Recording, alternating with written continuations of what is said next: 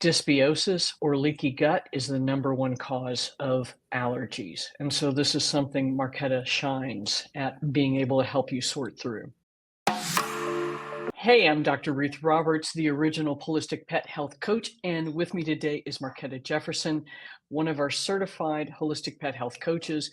And I'm very excited for you to meet her because she has quite a remarkable set of credentials in terms of what she's been doing, what she's been able to support her pet parents with. She was a certified groomer, massage therapist. What else do you do, Marquetta? You're doing amazing stuff for these guys, aside from being a holistic pet health coach and a certified holistic pet health coach. Marquetta is originally from Czech Republic. She's been living in US and working in US for quite some time. That was a not enough introduction, but I know apologies, I saw it earlier and I can't find the other thing that you have credentialing in, which is amazing. CPR. That's helpful. Yeah, because that's the thing. I think emergency care, that's not something we're accustomed to really thinking about for our pets. How did you get interested in doing all of the things that you're doing in terms of starting with the grooming and then massage Right. therapy? First of all, I want to say hello to everybody. Thank you so much for enjoying us. And I'm glad and honored to be here with Dr. Ruth. I met you in Chicago and I had a blast, and it totally changed my view on all of this. And I think I became more passionate into this field that never ever again. And the drive is just amazing. Yeah, some people ask me, what didn't you do yet? I just love to learn, really. I just cannot stop. My brain is on a go 24/7. And I really try to do everything just to cover the bills and live the American dream. And I am originally a teacher. I'm an artist. I illustrated children's books, you name it. I just love it all. And there is not 1 minute that I get bored because I jump from hobby to hobby and hardly get some sleep because it's just really crazy. But the most passionate about I am dogs. I cannot describe the feeling what I have when I am in a room with a dog. And now I have to add cats. I did not like cats, but somehow we end up rescuing little kitten, and it was supposed to be foster, and the foster was foster failure. And my son was like, okay, mom, and that little kitten needs a friend. And then there was one more, and then everybody knows excuse me, my story about my sphinx that suffer from FIP, and it was a really long journey. And that journey really switched a lot of things in mine to put myself on path. Do not give up. Do not give up on anything that you do. Believe in yourself and ask questions.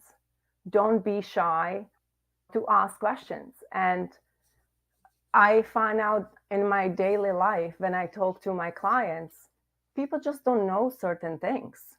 And I love just to talk to everybody and first of all learn from them on daily basis, and I can offer it back, they learn from me. And sometimes what we think it's so obvious, it's really not obvious for pet parents. And when I started your course, boy, there are so many things to learn and to share. And it just doesn't stop. I was up at 4 o'clock in the morning. It was like, okay, you know what? This is great too. And there's not the 1 hour today is not enough just to share everything. And I'm so far from being expert. There's just so much more that nobody is telling us lately. And it needs to get out there. We need to be heard, and we need to change few things in this pet industry. And that is the absolute truth. And I think the big reason I started this program to train people to be holistic pet health coaches is because access to care, whether it's conventional care or holistic care with veterinarians, is so limited. And my goal was to help educate a group of people so that you in turn could educate the pet parents and get the information out there. And what you all are accomplishing is off the hook amazing. Thank you for all that you do, the knowledge that you demonstrated. during the course, during the coaching calls, and afterwards has just been amazing. And I think that's it. You come with so much passion, so much determination to make things better for pets, and it really shows up in how you approach things. Yeah, no, So, definitely. Thank you. And sorry to interrupt you again. I think mm, the biggest thing on the course, because I have seen so many cases with the dogs, and I really was sad because the, nothing was changing. It was the same circle. And then when I finished the course, I was confident to start to do something. And the changes that happened since my school end, it's amazing. These people that had dogs with skin infection, vomiting, chewing the paws to blood, and the frustration of the owners and the bills from the veterinarians. And one lady wanted to give up the dog because she couldn't keep up financially and she was just out of solutions. And I said, okay, I'm just really starting. Let me try this. Amazing. Because of your diet, the crack fed diet, as simple as going to the food and going to the beginning of the gut and just following. 4 months later, this dog is unbelievable. And this lady hugs me every time I come to groom the dog. And she's so grateful. And she didn't really spend a lot of money. It was just a simple fix with food and supplements. and that's ridiculous, right? Yeah, How long did I it don't take her to understand. see this change in her So, dog? what I say to my clients now, it's not like you go to the veterinarian and you get temporary fix the second day. We go to veterinarian to have these temporary fixes, antibiotics, all this stuff, and you see the change. But the problem is, a month later, it's back in the circle. So when I tell my clients, this is what we can do, it's not going to be one night or 1 week cure. We have to really start from A to Z and follow through. You will start to see the changes within 3 weeks. And it does really work. It's amazing. And when they know that, hey, listen, I'm calling next week and nothing is changing, next week it's like nothing compared to the whole lifespan. So I see these changes after 3 weeks and now have doing these diets and supplements and totally changing. These dogs change personality and a totally completely different dog. And I can see both sides now because I have two dogs. One is they both have Cushing disease. One is my client. The other one has a regular veterinary approach. What a difference. Unbelievable. It's crazy. It's crazy. So thank you But for that's everything you do. Oh, no, it is completely my pleasure, and that's the point, is that we can do amazing things simply by making simple changes with the food. And and that's part of what we're here to talk about today is food and holidays and all of that stuff. So when we love to eat all this crazy stuff during holidays, but some of it is maybe not so good for our pets. So if folks are starting to think about that, and what are the things that you feel like are the most worrisome for pups, for kitties? I think a lot of stuff people don't know about. And then let's just imagine we have that Thanksgiving table. We don't have Thanksgiving in Czech Republic. So when I came here, I was like, what are you doing? Eat turkey, stuffing yourself like that? Oh, okay. Why? It took me a while to understand, especially when I come from communist country and there was like a piece of meat. It was a holiday for me. So Yes, I see yes. these like overeating and I'm like, okay, let's do this. So let's just imagine we have the holiday dinner and let's talk about what's good and what's not good for your dogs. You have that big turkey, right? Looks great. Oh my God, the dog is drooling. What we can give to the dog while he's drooling and watching us, what's gonna fall over the table. Save the meat without the skin. Skin is good if it's cooked normally, if it's, but because we put so much seasoning and so much stuff on the skin, it's not good at that moment. So when we're looking at the turkey, the meat, just the plain meat, is great. Bones are a big no. Cooked bones are not good at all because dog has a really hard time digesting the bone, and they can really shatter and definitely make a damage to your intestines. So that's a big no. Raw bones, on the other hand, as we are talking about bones, are really great for dogs. I know a lot of people ask me, what do I do with the dog teeth? What do I do with the treat? Raw bones in small dosage for a few minutes, a few times a week, are a great source for cleaning the teeth because we're talking about animals, they chew bones. You have to make something happen, otherwise, the teeth will be useless. So that's when the bone is great, but not cooked. What else we have on the table? We have gravy. Not great because it has a lot of sodium. We don't want to really feed the dog with that. Stuffing. Oh my God, love stuffing. Don't give it to your dog. So much seasoning, onions, not good. What else we have? Sweet potatoes. Great. Love them. Sweet potatoes are really good. When actually you are cooking for Thanksgiving dinner, as I'm saying, sweet potatoes are good. Again, you have to watch because when you are making the sweet potatoes, you're putting sugar, you're putting all the seasoning. So that's what's different. But if you are talking like food, sweet potatoes are great. Broccoli is amazing for dogs. Celery is great. Spinach is great.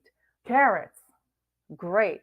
Some dogs will spit it out, like my little dog. Now, I'm not eating this one. Do something better, mama. Believe or not, mushrooms. Mushrooms are so good for us and so great for dogs. You have to know what mushrooms, though. And I always tell this story. Us growing in Czech Republic, we would go every weekend in the fall to the woods, to the forest, and pick mushrooms. Oh my God, it was like the biggest game in the family. Who can actually pick up the most and find the most mushrooms? And then the whole weekend, we were drying, we were marinating, we were eating. At the end of the season, I was like, if I see one more mushroom in my life, I'm going to kill you, Dad. It was amazing. And recent studies actually are saying if you add mushrooms into your diet, you're prolonging your life of 7 years. That's amazing. And Astonishing. it's crazy. And I went to upstate New York and I went to the woods. And for the first time after so many years, I saw mushrooms. And I'm like, oh my God, I feel like I'm in Czech. So I took my shirt, I started to put the mushrooms in, and me and my son went inside and we started to cook it. And now I can see everybody just watching me is what is she doing? And I'm like, I'm making myself dinner. And I ate it. Nobody else touched it. They had such a fear of, oh my God, you're poisoning yourself. Don't eat it. And they literally wait till the morning if I'm alive. And when I waited with a smile, I said, come on, I will make more. They still didn't eat it. So take that myth away. If you know what mushrooms are great for you, please add them to your daily food. Because sometimes I feel like I'm talking to the dog and I'm talking to you. Because a lot of times, all this stuff, what's good for us is good for the dogs too. So definitely Yes. adding mushrooms. Shiitake mushrooms are great. Lion mane, great. I love mushrooms. If you know how to prepare them really good, great. When you when you add them to your dog's diet, make sure you cook them because they are better to be digested when they are cooked, slow cooking for a little longer. So Well, definitely and that's good. and the other thing is too is to release the medicinal compounds, you have to cook them. Yeah, So, that's correct. and Maggie, one of our colleagues, is like, she's really glad you survived the wild mushrooms. But that's the thing. I think that in the United States, we don't have that tradition of foraging for mushrooms. And Mhm. unfortunately, we have the idea that you can grab the wrong ones and kill yourself, which is Right. possible. Yeah, you have to. But if your family has done this for generations, Yeah, you have you to do the know. studies. This is how I grew up. Literally every weekend we would live in the forest in a little cottage. And my mom said, bye bye, come home for lunch. Then bye bye, come home for dinner. So the snack time was we went to the woods, we had blueberries, we had cranberries, we were just whatever the nature gave us. And that's how it started too. It's like my mom, even my grandma, that's how it really started. And I'm just like realizing it now. My mom said, okay, get this and this, we're gonna make honey. I'm like, okay. And then he was like, oh, get the dandelions. I'm like, Mom, we would cook all this. And now it's like, Yesterday I found some herbs in my garden. I was like, oh my God. And I'm telling my Lucas, was like, let's do this. I was like, Mom, really? And I felt like my mom. So definitely great. What else is good for the dogs? Honey. Honey is great too. What's the honey called? What's the really great honey? Refresh my memory. Manuka honey. Yes, Yes. yes, Yes. that's a really great Yes. addition. Eggs are really great for dogs too. I just talked to somebody and she says, I don't ever give egg to my.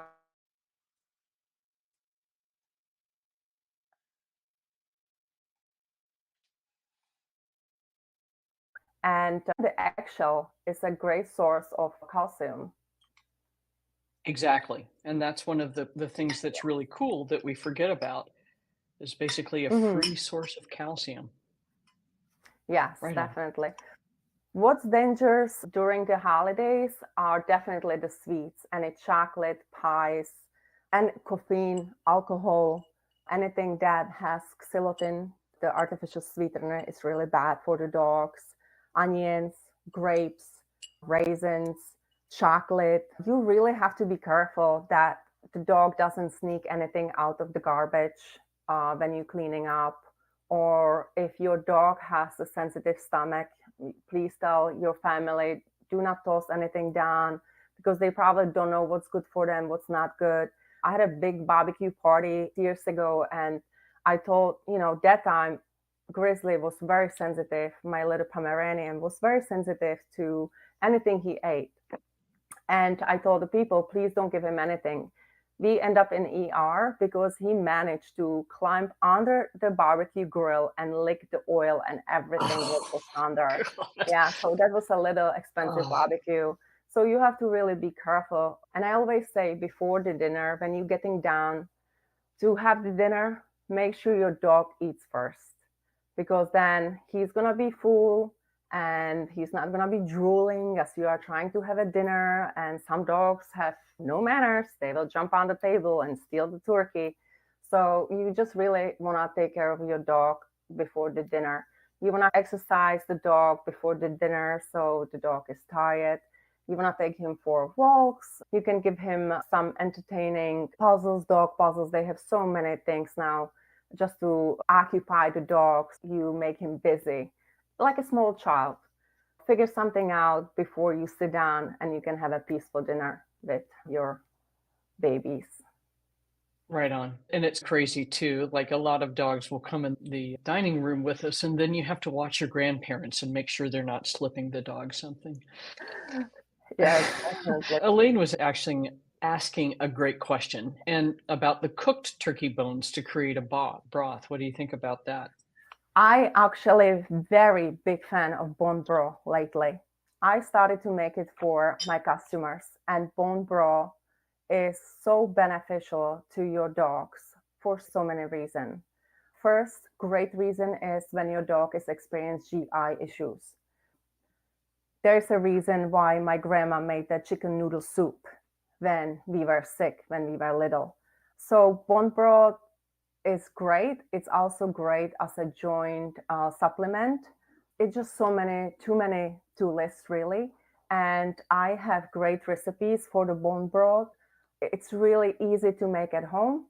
I just find my butcher in my town, and I never actually went to anywhere to get the bones. And now I had to add freezers to my household because I am a crazy crackpot head diet lady, and I have 5 animals, so there is Wow. not a day I do not cook, and now I cook for everybody. So I have 3 freezers, and I make the bone broth in a slow cooker or a big pot with water. With the bones, you add ginger, which is really great for GI issues also. Turmeric is amazing as an inflammatory. Parsley is great. And apple cider vinegar you add also to this. And when you cook the whole pot after a few hours, slow cooking is really important because it takes the less of nutrients out of anything that you cook. So don't try to cheat and cook it quickly just to save time.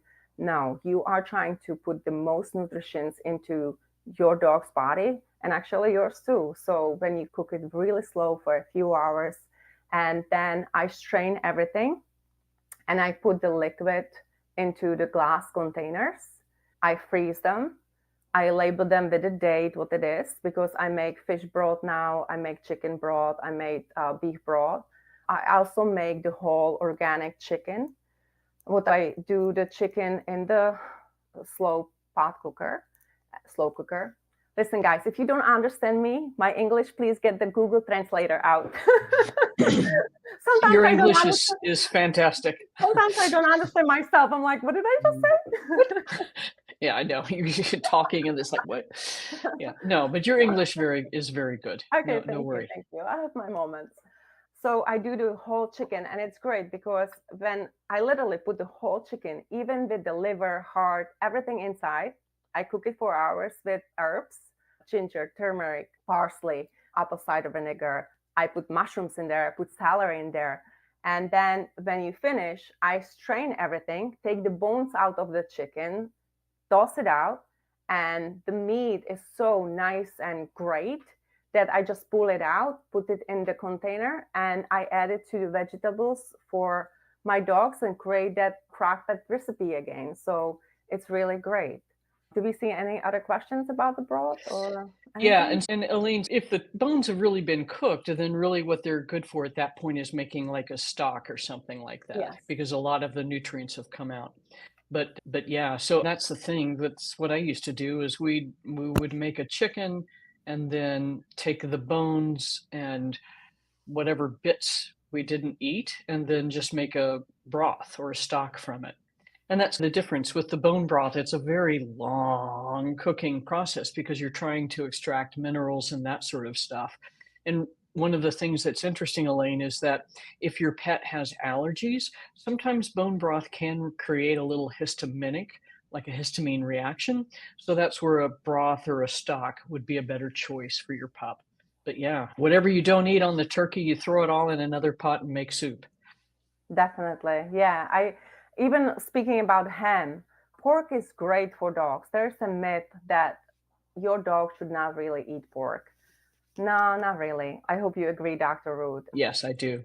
Thank you, thank you, thank you. So pork is great. It has high fat, high protein. That's what your dog need to eat. Then you have a ham for Thanksgiving or Easter. It's very salty, sodium filled. That's what you want to stay away from, the sodium, because that's not really great for the dogs. But pork is great for the dogs. And when I do ham, I take the bone and I make a soup the next day. I love that too. Yeah, right on. Has great Mhm. seasoning. Yeah. And Canine Fitness Works is asking about cooking time. So for a stock, you may cook for 2 hours, but for bone broth, are you cooking for 24 hours or more? Or? Everybody says really different timing on it. I definitely do 12 hours minimum. I know Dr. Judy Morgan likes to do it for 24 hours, but again, it depends how low the heat is. Because if it's a higher heat, of course, you do it only for 12 hours. If it's a low, yes, it takes a longer time to get the nutrients out from the bone. So it depends how you cook it, where you cook it, and what amount you cook it. So I think Right that on. hopefully that helped your question. Yeah. And I think you just gotta try it a time or two, and then you'll figure out with the cooker you've got and all of that Mhm. stuff, you'll figure out what the right time period is. Yeah, I have 3 different slow cookers, and every cooker is different. So you really Yes. have to try. And now I have it done, so I know exactly how many hours to. And I am creating treats for dogs for my clients that I groom, and I'm taking out the samples. And the dogs are running to my truck now because they know they're gonna get a nice jerky.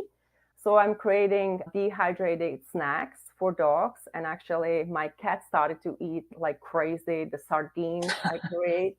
Yeah, it was beautiful this morning when I woke up and the fish of the smell bombarded me. The second I came home, I was like, yeah, I forgot I had my sardines there for 10 hours in the dehydrator. Mm, yes. But Ah, these one ingredient snacks are really great for your dogs. And when you are buying treats for your dogs, please be very careful to stay away with all the cheap jerkies that come from China, all these trees that they have BHA and BHT in them. It's really not great when you flip and look at the ingredients. Be very careful to read the labels, the ingredients. You want to stay away from the meal kind of content, like when it's a chicken meal. What's chicken meal? It's nothing. It's really nothing. It's So scary. yes. So Sometimes it's chicken, but sometimes it's yeah, we really don't know what they put there. I was very disappointed. I went to meet up with the company, and because I was researching on the beef jerky, and they sold me a sample. So I'm like, oh my God, this is great. I'm investigating. And then they just package it in upstate, and the original jerky comes from China. I'm like, come on. So you have yeah, to stay it's away because these treats really can cause GI issues, and sometimes they'll show up later than sooner. I think one of the things you're talking about here, I think is really important for people to understand. You're making treats and we're thinking, oh my God, I don't even have enough time to cook for myself. But if you're going to put a bunch of something in a dehydrator, how long does it take you to load that dehydrator? It's really a matter of few minutes because you Yeah. can make so many different snacks. You can dehydrate everything. I finding that out that I can put mushrooms. It take me like so when you have you can dehydrate snacks in the regular oven. It's not that perfect as you have a dehydrator, but I have an oven with the air fryer, bagel toasting, and some perfect. Like somebody thought about it, dehydrate settings. That's how I started to make these snacks because I was like, wow, what is this? So I did the beef, and it literally took me. Beef is expensive, so if your dog is not sensitive to chicken, if you see that your dog is great with chicken, you can literally take the breast, you slice it a little bit, and you just dehydrate it for 145 for 8 hours, and they love these snacks. And the best part is what you are giving to your dog. You are the one who sees the food, who handles the food, he prepares the food, and it ends up being so cheaper than all these snacks that you can get, and you don't know what's in them Right. really. Yeah, and that's the thing, even for the ones that are super high quality, they are hideously expensive. They're Mhm. like $30 for 4 ounces if you sort it back out. So maybe the package of something is 4 ounces and you will pay $15, but you could have bought the same amount of chicken or whatever is in the bag, Mhm. sliced it, and put it in the oven for maybe $4. Right. Maybe and then produced at least twice as much as you would have got in the bag. So you're not generating plastic, you're not generating fuel waste for shipping it across the country, and you can get your dog or your cat exactly what they want or exactly what they need. Right. I think it's all about our mindsets. We are so used to give our dogs the treats, and I talk to my clients. They was like, "No, they love treats." I was like, "Okay, if you insist on giving the treats, let's minimize it to some amount because I see a lot of obesity in dogs. You just have to put your mind into totally different track because the treat can pick up be a good treat. A blueberry is a great treat. Watermelon is a great treat.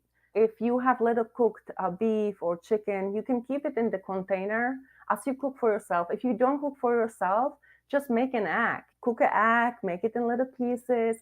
And every time when you think your dog wants a snack, open the fridge and just give them a little bit of a healthy snack.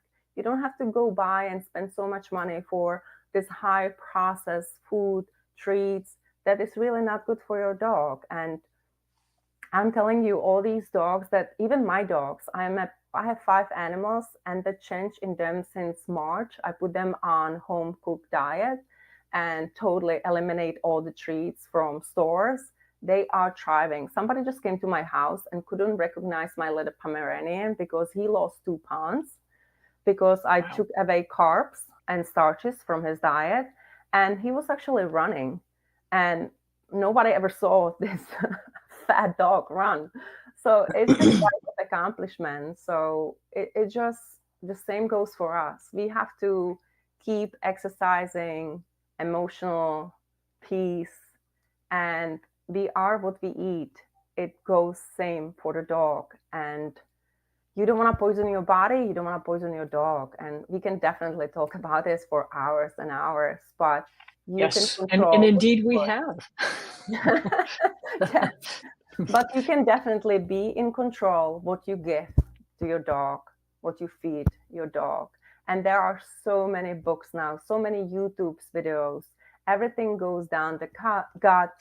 And Dr. Ruth Roberts' amazing website with so many blogs and videos and books and supplements just to show you how you can feed your dogs better. And even if you don't have the time to cook and spend the time, you can just add some toppers. Like when you have now Thanksgiving dinner and you are cooking, you can add the bone broth to the kibble that you're feeding your dog. And what you're adding is the moisture, which is very important to your dog's diet. You adding minerals, vitamins, joint supplements, and it's all natural. So as you're cooking that one time for Thanksgiving, keep little containers, glass, whatever you want to store it at, whatever you can store it at, put it in the little bags and put it in the freezer. And these can become your toppers. And you have to be just very careful when you are introducing new food, new snacks, new things to your dog, because if your dog is used to the same exact food, whatever you keeping him now, that, let's be real, the dry kibble, anything you give the dog at that moment really might start the GI issues. Because if I eat Cheerios every day and you give me a piece of chicken, whoo, I don't want to see what my stomach does with that. Yeah, exactly. Yeah, so the same goes for your dog. So if you want to introduce totally new thing and start new, start very slow, low pieces. Find out what your dog likes, what dislikes, and then just, it doesn't have to happen overnight. Just every day is a new A day, little and little by little, and you will accomplish a lot at the end. right on. And I think too, the other thing we think about, oh, we have to feed these dogs protein. They need vegetables too. But Right. again, if you're eating Cheerios and then all of a sudden you eat a cup of beans, it's not very comfortable because when we introduce a lot of fiber, the bacteria get super happy and they can produce a lot of gas. So you can add a couple of tablespoons for a medium-sized dog of vegetables to their food with the broth to help improve the kibble and work from there. So I think you've got broccoli you've cooked for Thanksgiving, you can add a little bit for your dogs to your dog's food or a little bit of sweet potato, something like that. And there are So a lot of companies now, they sell the toppers. They actually, yeah, you can see a lot. Just so do your research, where they get it from, what the ingredients are, that it's based in USA, and just do a little research, be open to it. Because what happens when you start to introduce new foods to your dog, you really starting to build the immune system.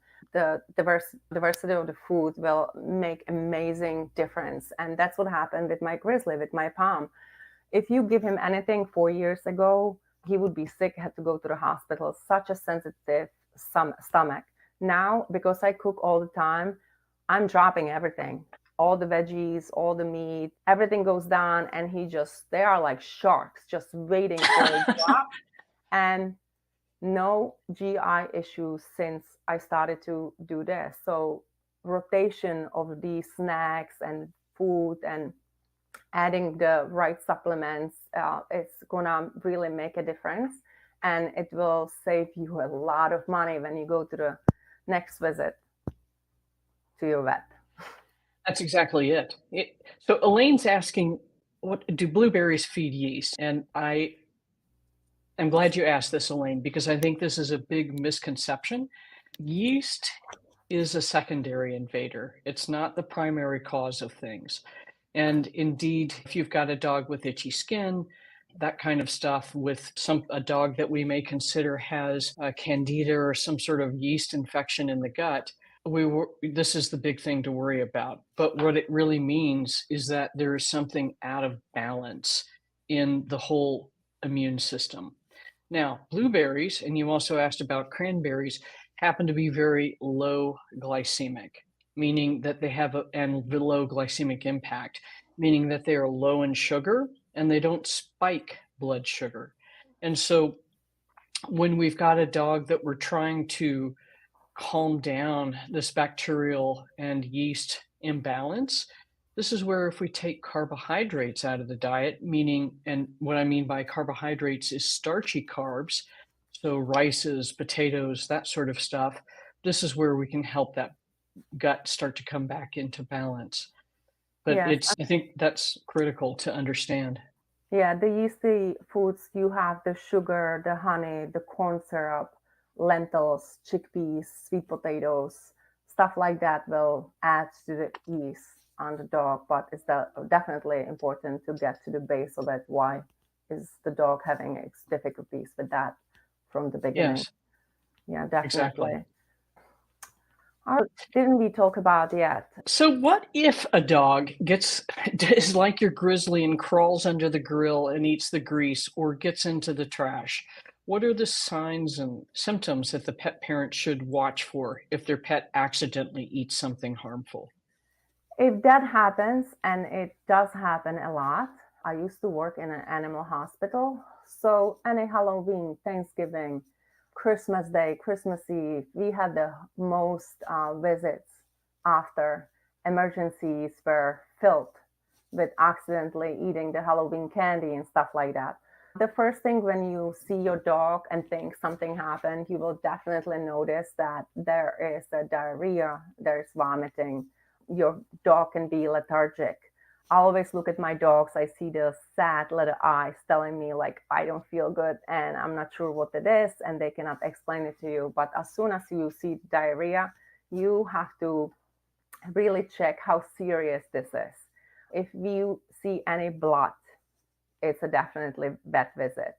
If you see vomiting and it's a bile and the dog looks dehydrated, lethargic, definitely I would recommend the vet.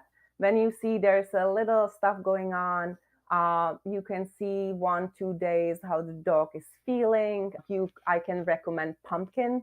If you see that there is any GI distress, I would definitely add little pumpkin into the dog's diet. You don't have to force the dog to eat.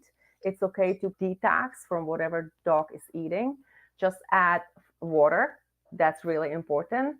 And add little pumpkin to cure the diarrhea or vomit. If it doesn't stop, of course, it can be more serious than that. There are little tricks what I do with, and I recommend adding ginger to diet. The bone broth is really great, but sometimes the dog won't eat at all. Like you will not get anything in dog, and you can see that there's something serious going on. So please, yes, you need to visit the veterinarian. But we have some great stuff like slippery elm powder. It's really great for dogs. Adding to the food usually helps the digestion and gets it back on track. The marshmallow root powder is great, activated charcoal, but these might be the things that you're like, what is she saying? So you are more than welcome to email me and we can have a little chat about that. But definitely, if you see any blood, if you see nonstop vomiting, the yellowish kind of bile coming out, just make sure that you visit your veterinarian. You don't know if the dog chew on a bone, it can be really dangerous and deadly. If that bone gets stuck, if rupture intestines, you need to see veterinarian emergency immediately. Right on. And that's definitely where things can be problematic in a hurry. You mentioned it, and I think those things that you mentioned, that's definitely a good idea to have those things available as an emergency kit. So you can reach out to Marquetta at the pausebalance.com website, and here's her listing on our website. And Elaine, this is the perfect question because you just lobbed us a softball. Thank you. This is part of what Marquetta is trained to do. We use the Glacier Peaks Holistics Food Pet Wellness Scan, which is an at-home test, hair and saliva. You can the test itself is relatively inexpensive. It's 129 bucks. Reach out to Marquetta. She can get you connected with one and then do a consult with her. And then she can help you figure out what foods your pet may be sensitive to and how to pull those out of the diet and then design diets that will help the gut heal. So this is the thing. It's tough. We tested this particular test against, and when I was in brick and mortar practice, I tested it against the Nutriscan test. I tested it against the allergy company's blood tests and Mhm. several others. And Glacier Peaks keeps coming up being extremely reliable. All of them will show you false positives, and all of them will show you false negatives, meaning it'll tell you something your dog is sensitive to and it's not, and it'll tell you your dog is not sensitive to something and it may be. But this is something that happens rarely, and I think for the value that this test provides and the cost, it to me it's one of the most accurate. So that is a perfect example. It sounds like you've been asking about yeast and some other things and allergies. Dysbiosis or leaky gut is the number one cause of allergies. And so this is something Marquetta shines at being able to help you sort through. I love these tests. I was a little skeptic about them because I wasn't sure why didn't I get this test when I was working in an animal hospital. I really didn't understand that, why they didn't offer it. So when I started to do these tests, first I didn't offer. I wanted to really go through, when you contact me, I will go through everything. We have a form that you fill out and I will see all the medication you have, all the supplements, what you're feeding your dog. I literally analyze the whole thing. So I start to eliminate what I think is happening with your dog based on your issues. The most issues what I get are skin issues, allergy issues, because I work as a groomer, mobile groomer, so I see it all on the truck. To save everybody's time, when I see that there's so many things that your dog can be sensitive to, I pull up this test. And there's no beating to it, like 129 this test. And I did 20 of them so far. And every test is so different. And it makes so much sense when I create the Crockpet diet by Dr. Ruth. I take all whatever the dog is great with. And the diet is definitely great because it's balanced. One thing that people say, oh, I cook for my dog. I says, okay, what do you cook? Oh, chicken and rice. And sometimes I do spinach. I was like, yeah, okay. So when you cook for your dog, it's really important to balance everything. Because if you don't balance the nutrition, it's going to affect your dog in the future. The nutrition that you are not giving the dog now will become a problem later in the life. So when you start to cook, you really want to have balanced food. And Dr. Ruth, there is a reason why she says 4 cups of this vegetables, 4 cups of this, 6 tablespoons of oil. So I take all the test results and I combine it and I make the recipe for your dog. If you are willing to cook, if you are not willing to cook, of course, there are other recipes or there's a home delivery. There's so many options really these days I can offer. But this test will show you exactly what to do. And within 3 weeks, you see such a difference. It's amazing. So instead of eliminating, saying, I think it might be the chicken, I think it might be the egg I give him sometimes, just do the test, 129. It's easy and you will know right away. I did a test on a Shih Tzu and the lady tried 7 different diets, trying from kibble to vet to this. Every time the dog gets GI issues, diarrhea, vomiting, she ran to the vet. Oh my God, I don't know what to do. He's vomiting again. The vet says, okay, just do chicken and rice for 4 days and the dog will be fine. Oh my God, 2 years, this whole circle costing a lot of money. Putting the dog on Apoquel, Cytopoints, it will clear for a little bit. Then everything goes back to the cycle. So I says, let me do the test. Amazing. The dog was sensitive to chicken and rice. So every time and eggs and whatever she thinks she's eating, like she's giving him a healthy treat, the dog was another client now I have. Oh my God, my baby is sensitive to strawberries. That's the best treat we give them. And you think you're doing so great, but why is the dog swollen? And it's frustrating when they chew on the paws and they are just miserable, and then you are miserable and you think you're trying everything. And this simple test or just analyzing your recipe can definitely put you on the right track and save you a lot of money. Right on. Beautifully said. Marquetta, thank you so much for spending time today. This has been fun. And I think we got Elaine some information so she knows the direction to head. But yeah, I think this test is really invaluable and super helpful. And then that's the thing is that you get the test results and then you have someone like Marquetta who can help you figure out what to do with them. And I think that's even more critical and walk you through how to deal with pivot things that you may have to pivot on coming up. So for everybody that came in to visit today, so glad that you're able to spend some time with us. Marquetta, thank you so much. And Thank we you. talked about too, so if you would explain maybe a little bit in Czech for people that are native Czech speakers, a little bit about what you do as we close up, that would be amazing. It's hard to switch, right? Yes. A jsem strašně ráda, že jste tady byli. Kdokoliv mi rozumí teď a mluví česky, tak vám děkuji, že jste se na mě dívali.